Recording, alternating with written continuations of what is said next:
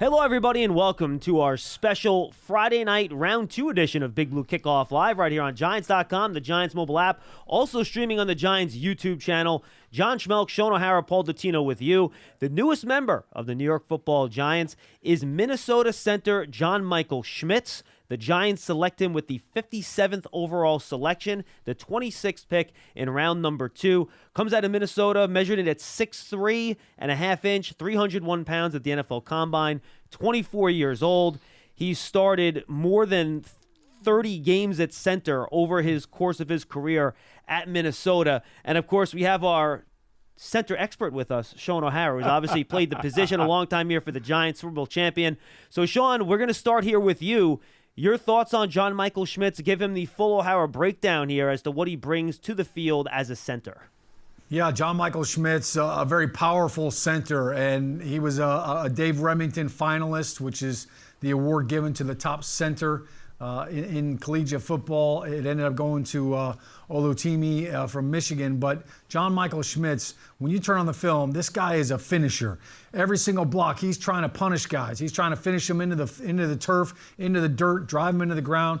At the point of attack, he's extremely stout. So I could appreciate a guy that can handle a nose tackle all by himself. He did a great job watching film on combo blocks. Anytime he's working with the guards, whether it's an outside zone scheme, he's got athletic enough ability to reach a two technique or a wide defensive tackle.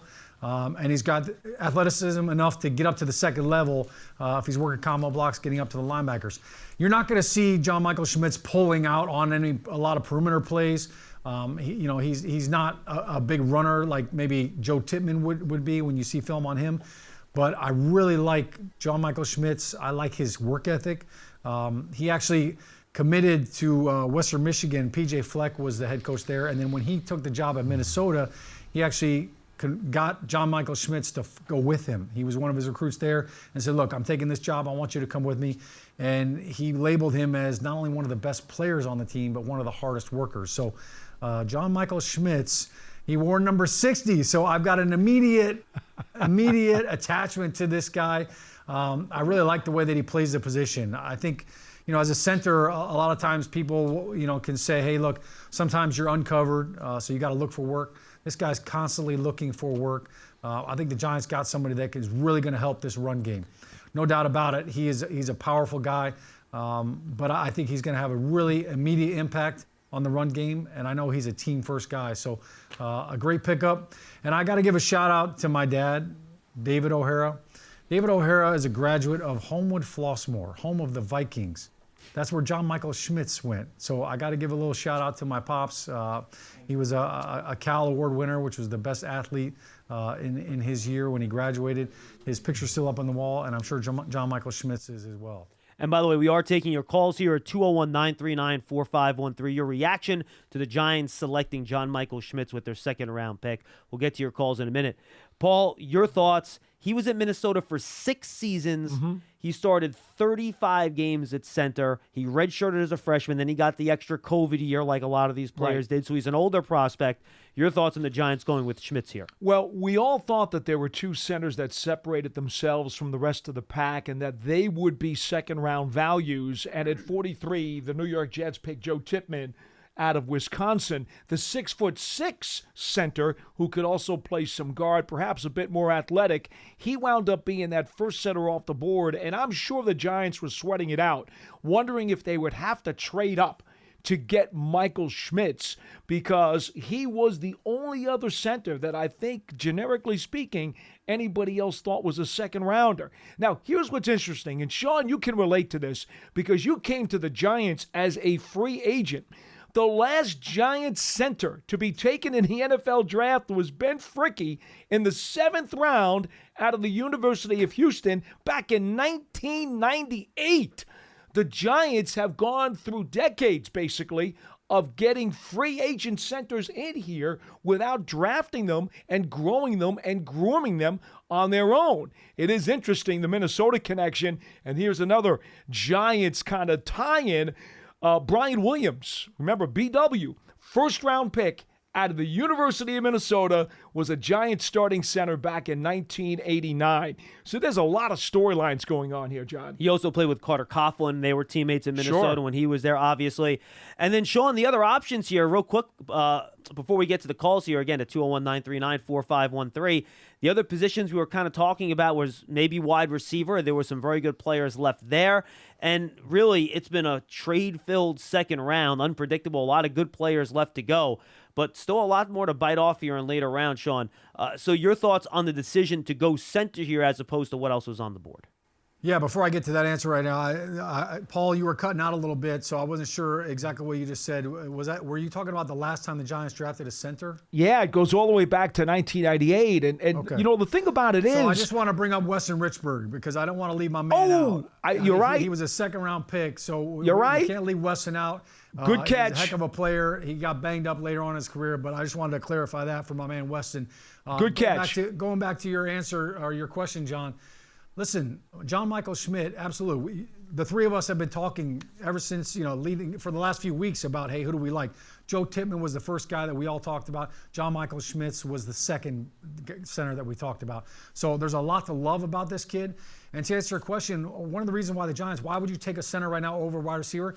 Have you seen what the Philadelphia Eagles are doing? Have you seen the big boys that they're bringing in? Jordan Davis last year, Jalen Carter this year. They still have Fletcher Cox. We're talking about the interior beef that's going on down there. Those are some of the biggest birds you've ever seen. We might have to call them ostriches now because they don't fly anymore. They're on the ground, but that's part of the reason. All right, how do we beat the birds? So if you're the Giants, we need some beef. We need some guys up front that can move that line of scrimmage.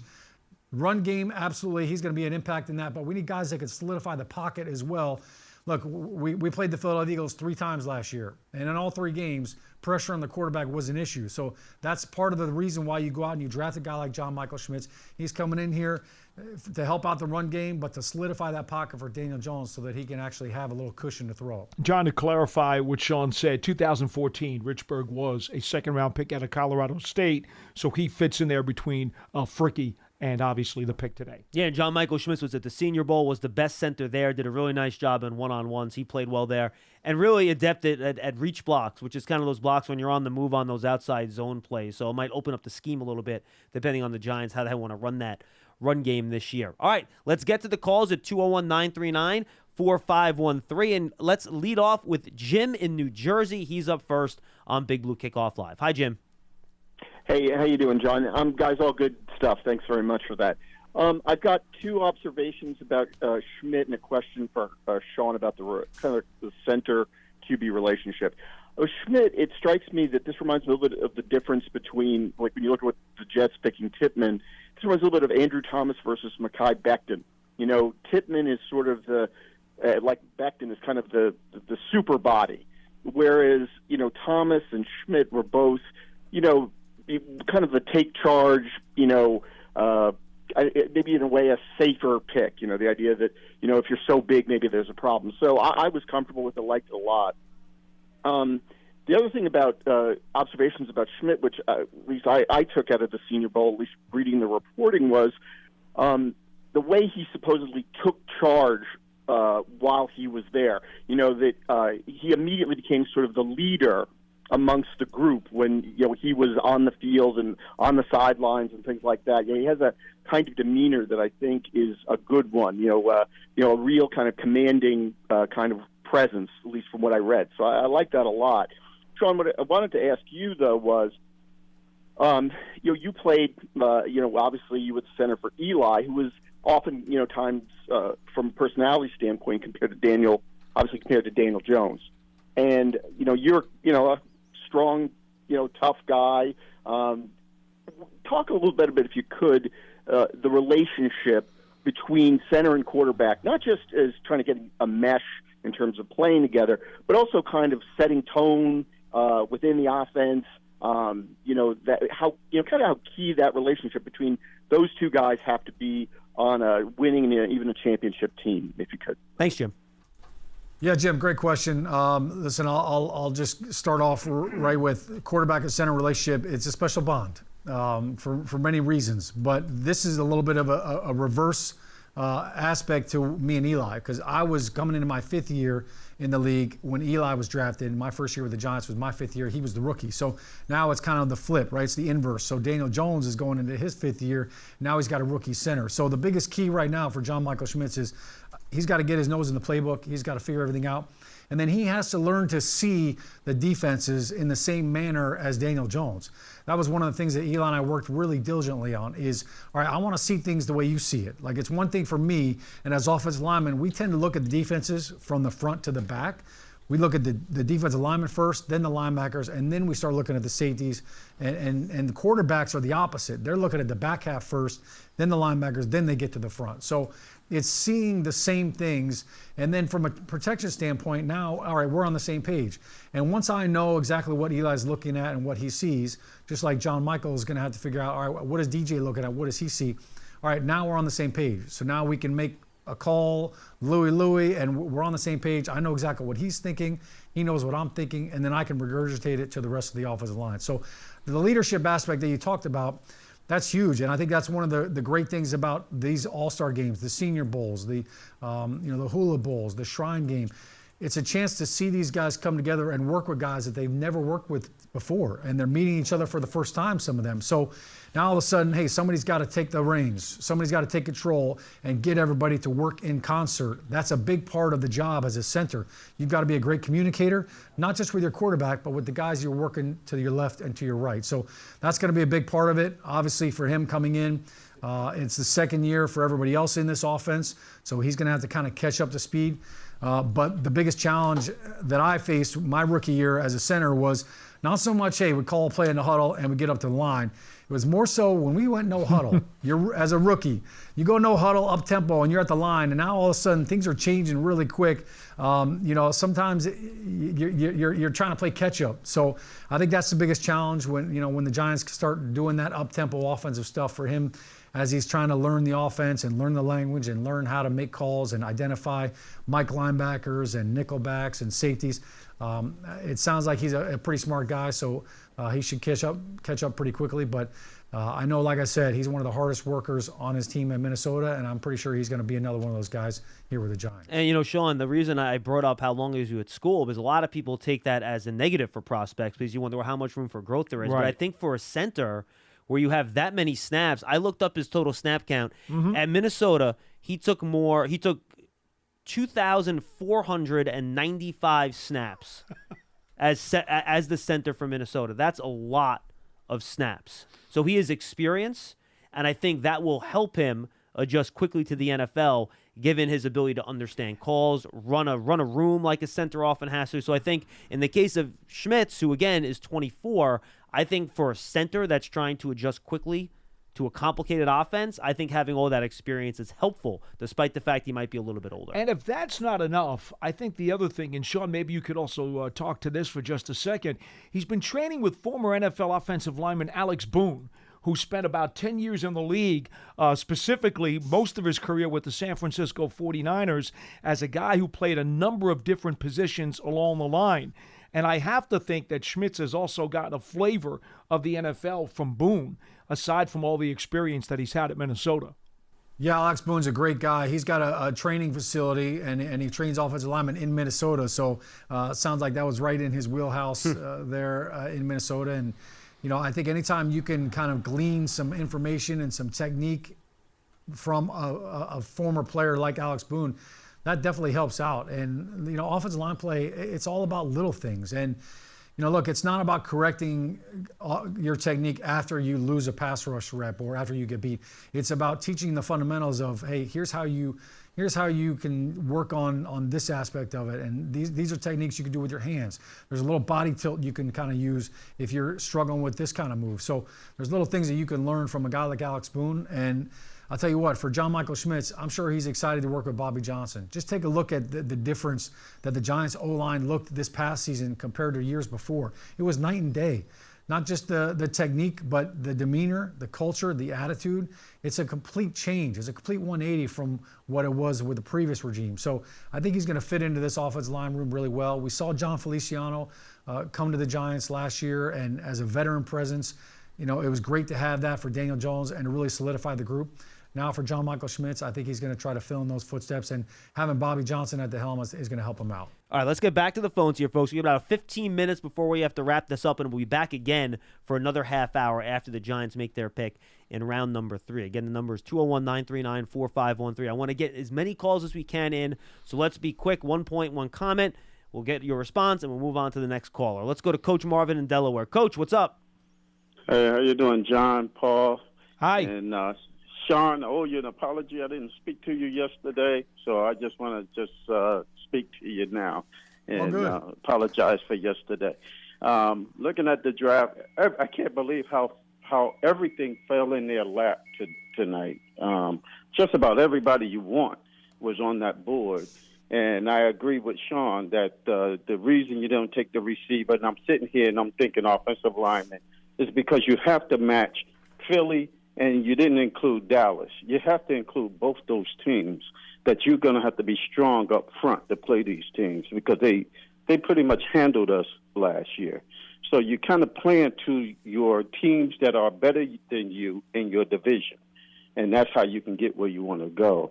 I love the pick, and I found out that John Michael wrestled, and I like that in a center because of hand placement. Any lineman, I like having a wrestling background. I don't know what Shaun thinks of that, but I think hand placement is important, and with wrestling, that helps with that. So I think that's a good thing. And with him, with all the experience he has, that makes him football mature. So coming into the league at 24, I think you guys said he is. He probably really mature for his age. Yeah, and by the way, Coach Marvin, to throw another thing on top of that, off the field, he's already engaged. He got engaged on New Year's Day 2022. So right. So he's becoming a really responsible adult at his age, and playing in this league. That's what you need. These guys coming in at 21 years old, they're getting money, they out in the big single. So it's a different lifestyle for them compared to a guy that has responsibilities, married. He's more mature at 24. So that's a good pick all the way around, and it's enjoyable. But one thing I'd like to ask y'all before I go is, all three of you, if one of those receivers get into the third round, would you, we don't know what they want to do. I'm just asking, would you trade one of your picks to move up? Thank you, Coach Marvin. Appreciate the call. All right, guys. Y'all take care. Thank you. I mean, it depends how far you got to go and what you have to give up, obviously. It's all about the price. And that's always the answer to that. Marvin Mims just went off the board to the Detroit Lions. A couple other picks since the Giants picked John Michael Schmitz, by the way. Luke Schoonmaker, Michigan tight end to Dallas. Osiris Torrance, the big guard to the Bills. DJ Turner, the cornerback from Michigan to the Bengals. The Jaguars trade up to select tight end Bretton Strange. Houston selects center Juice Scruggs out of Penn State in the round 2. A little high, but interesting selection. And then I mentioned the Lions just traded up with the Chiefs to select Marvin. Actually, I guess they traded out of their pick, and the Broncos wound up with that. That's the second time that pick has been traded.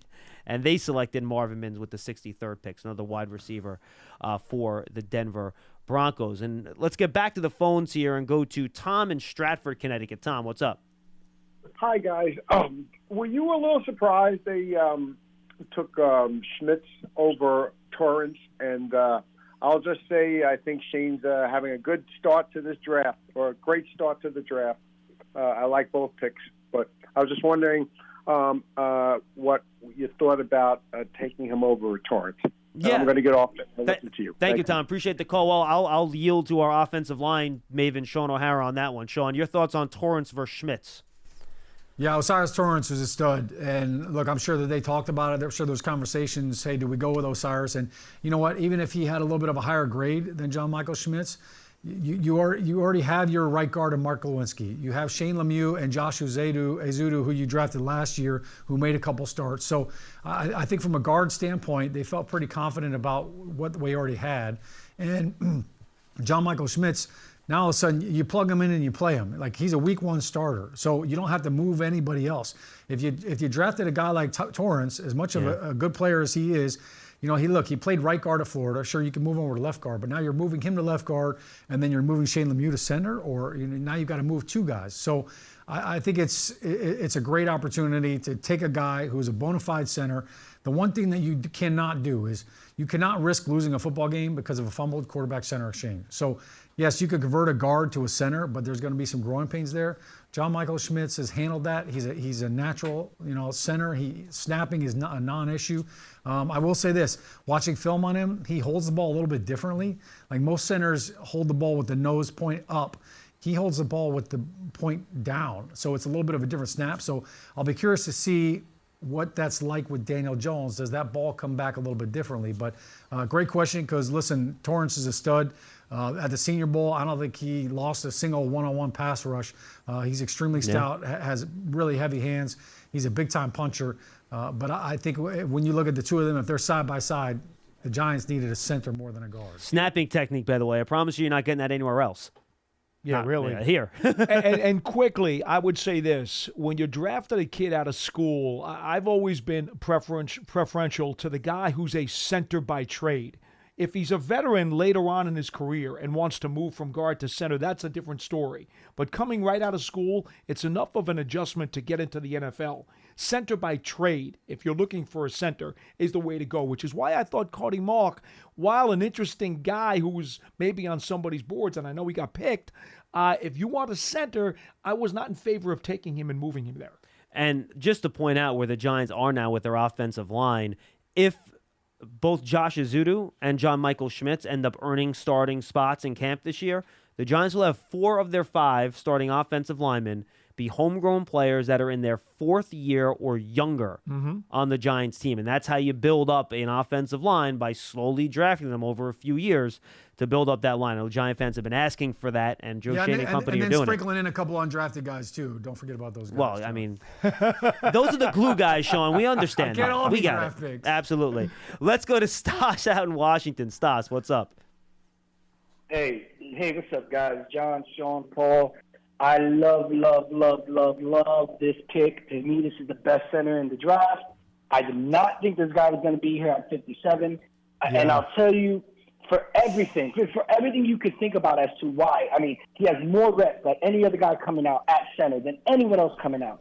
His technique, he has the most boring tape. If you watch him, he's boring because his technique is so sound. Like, you don't see a lot of things where sometimes you see a guy win the snap, but it's because he out-muscled him, not because he was square on his guy. Like John Michael Schmitz is boring. But more importantly, and I think everyone leaves this out, most interior linemen that struggle in the league, they struggle with the strength and the speed of these men. This guy's coming in at 25 is when he's going to be a starter. He'll be 25. There's a difference in muscle maturity between a 25-year-old and a 21-year-old. Sure. And that's going to pay huge dividends for him when he gets on the field. I feel we just put John Michael Schmitz in at center, and now we don't have to talk about that center, in my opinion, for 10 years. I think we just answered that problem.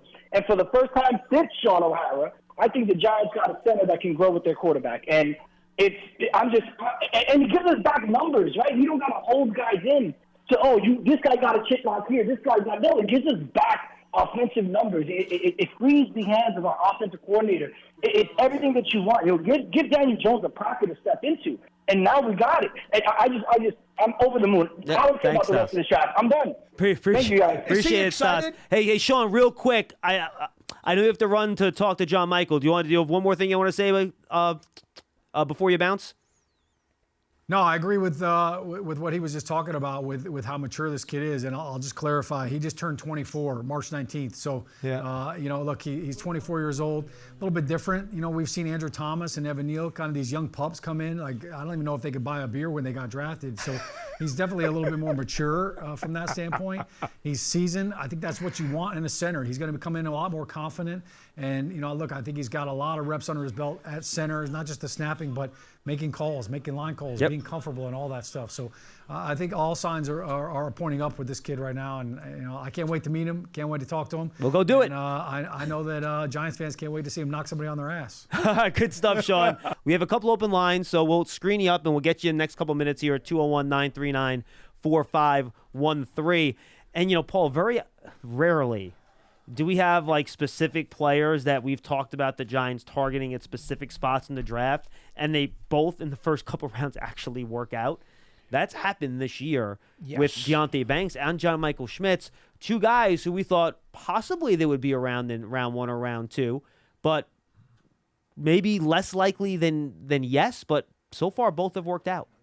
Yeah, I don't think there's any doubt that most people did not think Banks was going to be there at 25. I think there were fewer people who thought that Michael Schmitz, John Michael Schmitz, would not be there at 57. I think his odds at getting to the Giants were a little better than Deonte Banks' odds. And this is why we talked about taking the center in the first round, probably not your best allocation of resources. Right. So, I think the thing to remember here for the Giants is that there are still make-it-graded receivers available in the third round as they move forward. And quite frankly, we've talked about this on Big Blue Kickoff before, John. The fourth round is a really good sweet spot for a developmental running back. Sure. And I think that's where the Giants are probably looking in the next 2 rounds, unless some edge rusher just happens to stick out like a sore thumb and they decide to take another pass rusher. Yeah, absolutely, 100%. All right, let's get back to the phones here. We got a couple more minutes for a couple more calls. Let's go to Doug in Westchester. He's up next. Hey, Doug. Hey, how you guys doing? I ain't talked to you guys in a while. Hi. I like the pick. Yeah, I like the picks, but once again, I'm kind of I think the receivers, Jalen Hyatt, Tillman, and Downs will be gone by the time they get to the third round pick. Yeah, probably. And and I'm kind of, it's good enough. You got Banks. He's a good corner, and you just drafted a center. But I still don't see a number 1 wide receiver with the Giants. The Giants traded for some receivers that's injury prone. They got a bunch of receivers that's injury prone. There's no number 1. Yeah, but Doug, there was no number 1 wide receiver in this draft. That's why one wasn't selected until the 20th pick. Of course, okay, I understand that. But to beat the Cowboys and beat the Eagles, you're gonna have to throw the football. You're gonna have somebody's gonna have to get open. Rome wasn't built in a day, Doug. You got to be patient. You can't solve every problem in one offseason. The NFL doesn't work that way. Doug, I know you do listen to the program. Doug, I know appreciate you listen, the call, Doug. Thank you. I know for the call. you listen to the program regularly, and if you have, you also know that even since the Combine, we talked about an alternate way to add some finesse and some spark to the passing game, and that was go get yourself a big-time tight end. And they did with Darren Waller, a 2-time 1,000-yard receiver. And so he becomes maybe the 1,000-yard threat in the passing game if one of these other receivers does not. It's not like they don't have a 1,000-yard receiver anymore. They've got one called Darren Waller. All right, we're going to wrap our show up with DJ, who joins us on the phones right now. DJ, what's going on? Hey, guys. Love the show. What's up? Thank you. Thank you. Yeah, so real quick, I'm trying to figure out, so I like the pick, but I'm thinking, like, are there any concerns as far as his play strength? Because I see Joe Tippmann went first, and, he's kind of, characterized as a mauler. And so does that mean John Michael Schmitz more like a finesse kind of guy? Yeah, honestly. I looked it up, and his reps are like 26 reps at the Combine. Yeah, look. Yeah, I mean, he did have 26 on the bench is good for an offensive lineman. Mm-hmm. And neither him nor Tippmann were big guys. They're both under 310 pounds. So neither guy is a Steve Avila type who was weighing in at 330. Yeah. Right? So they're not boxcars. Neither one of these guys, and frankly, that's usually the case with centers. And DJ, thanks for the call. We appreciate it. Usually these types of centers now, they're not overly huge and large, but I think compared to, let's say, trying to think of guys that were recently drafted, a Garrett Bradbury, maybe even, I think he's bigger and stronger than Linderbaum was last year, who was a first-round pick. I would agree with that. Who was probably a little undersized, but he was, really good technique-wise. So I think he lands right in the middle. I think he's for center. I think he's right where you want him to be. Now, is he going to be able to one-on-one block Dexter Lawrence in practice? No, but there is not a center that can do that. He's going to need help in situations like that. Same when, the big Eagle and Cowboy nose tackles and Deron Payne. Like, it's going to be tough against those guys for a center to go one-on-one, especially a rookie. But I don't think he's particularly undersized where you're going to have a play strength deficit at that position on a consistent basis. If you're asking why, he might have been the second center off the board instead of the first one. And by the way, those opinions varied. It depends who you talk to. Some had Schmitz first, some had Tippmann first. That's right. It was a mixed bag, and if you favored Tippmann, it's probably because he had guard flexibility. John Michael Schmitz is a center. Well, and Tippmann, I think, was a little bit of a better athlete. I think that's kind of what the difference was. Well, that's part of the reason why he has the flexibility to guard, is because he is a little bit more mobile, a little bit better, quicker with his feet and his legs, moving laterally and horizontally, getting out on the pull, and again, capability of also playing guard. That component would have made him more attractive to some teams. So that's pretty much it. All right, everybody, thanks for joining us on our Round 2 reaction edition of Big Blue Kickoff Live. For Paul Dottino, I am John Schmeelk. Don't forget, folks, go find yourself a Giant season ticket membership. The limited inventory is available, but you can take your fan to the next level with a season ticket membership. Stay connected to the club all year round, not just on game days. Memberships are now available for the 2023 season. To learn more, go to Giants.com/tickets. And while you're online, go download Giants TV, the Giants official connected streaming app. It brings original video content and game highlights on demand and direct to Big Blue fans. Giants TV is free on Apple TV, Roku, Amazon Fire TV, and the Giants mobile app. Again, join us after the Giants' third-round pick. Go check out our other podcasts, Draft Season and Giants Huddle. Subscribe to them on your favorite podcast platforms. Leave those 5-star positive review on Apple Podcasts as well. For Paul Dottino, for Shaun O'Hara, I am John Schmeelk. We will see you next time on Big Blue Kickoff Live after pick number 3.